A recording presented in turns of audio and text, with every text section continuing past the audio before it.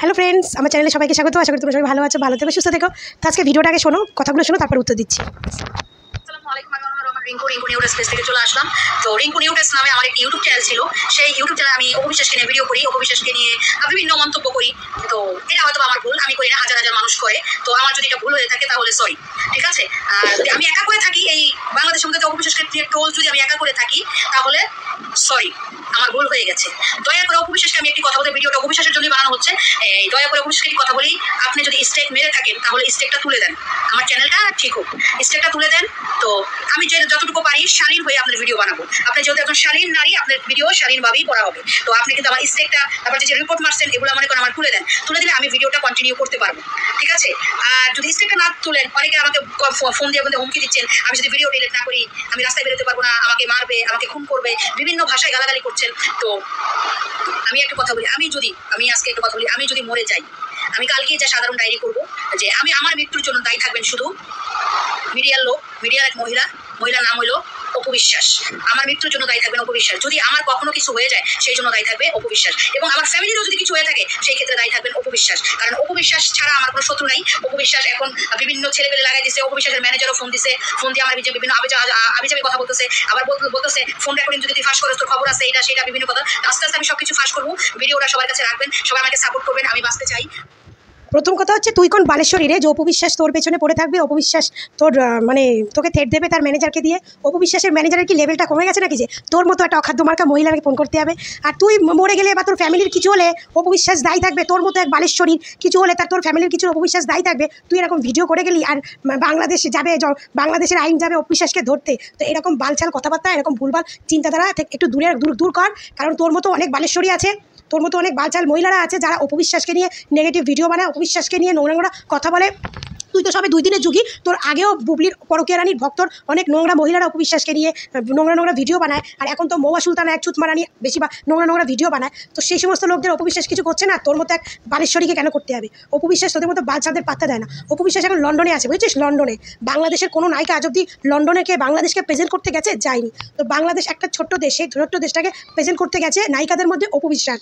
আর সেই নায়িকার অত ফালতু টাইম নেই যে তোর মতো একটা বালেশ্বরী তুই সুসাইড করবি, না তোর ফ্যামিলি সুসাইড করবে, না কি করে দেবে কেউ তাদের জন্য তার বাল কান্তিছে যে তোদের মতো ইয়ের জন্য অপবিশ্বাস তোকে লোক লাগিয়ে দেবে, তোকে মার্ডার করতে বলবে, তোর পিছনে এই করবে। শোন, এই সমস্ত বালচাল কথাবার্তা অপবিশ্বাসের লাইফে ও দীর্ঘ বছর ধরে, মানে 2000 যবে থেকে পরকীয়া রানী এসে লাইফে কাজ ছিল, পরকীয়া রানী কিছু বারোবাতারি ভক্তরা যবে থেকে অপবিশ্বাসের ওই নেগেটিভ ভিডিও বানানো স্টার্ট করেছে, মোটামুটি 2017-18 না, 2000 মানে যবে থেকে বুবলি কাজ যে লাইফে এসে 21-22-এর পর থেকে অপবিশ্বাসের এরকম অনেকে অনেক কিছু বলে, কিন্তু অপবিশ্বাসের তাতে ছেড়ে যায় না, অপবিশ্বাসের তাতে পাত্তা দেয় না।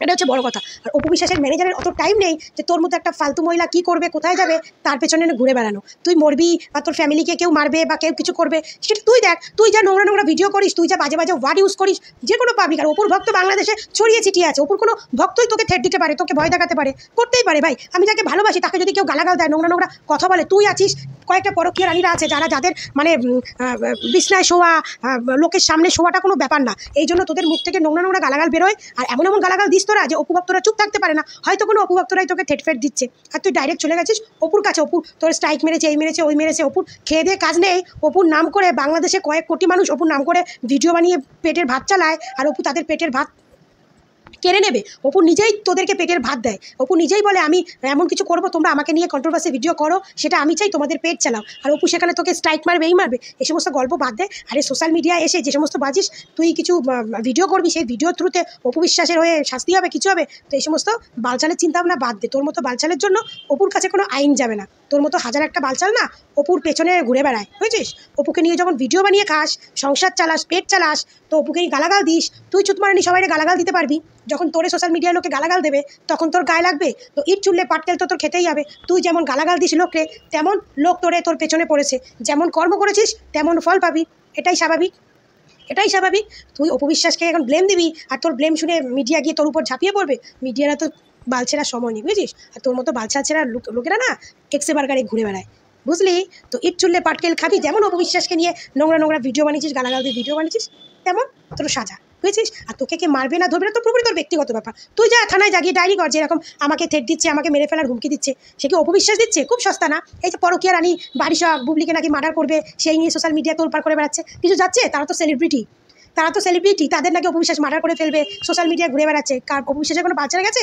কিছু হচ্ছে অপবিশ্বাসে? হয়নি, হবেও না, কারণ তোর মতো বাচ্চার এক্স এবার এক যায় আর আসে, বুঝছিস? ইট ছুঁড়েছিস, পাটকেল খেতেই হবে। সব অপভক্তরা ভদ্র নয় যে তোর মতো চুতমারানি নোংরা নোংরা ভিডিও করবি, গালাগাল দিবি, তোকে রিপ্লাই দেবে না। যেমন আমি একজন, তুই যেমন কর্ম করেছিস তোকে নিয়ে সেরকমভাবেই তোকে রিপ্লাই দিলাম।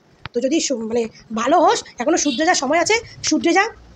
অপুকে নিয়ে নেগেটিভ ভিডিও বানাবি, তাও একটা লিমিট আছে, সেই লিমিটেড ভিডিও বানা, দেখবি তোকে টেটফেট দেওয়া বন্ধ হয়ে যাবে। কারণ অপু ভক্তরা দিতেই পারে, অপুকে ভালোবাসে, তাকে গালাগাল দিবি, সে তার ভক্তরা দিতেই পারে। তো নিজে শুধরা, দেখবি এমনি সবাই তোকে, তুই এমন কোনো সেলিব্রিটি না বা কেউ কিছু না যে তোরে নিয়ে লোকে না মাতামাতি করবে। তুই অপু বিশ্বাসকে নোংরা নোংরা কথা বলি, তো সেই নিয়ে বলতে পারে।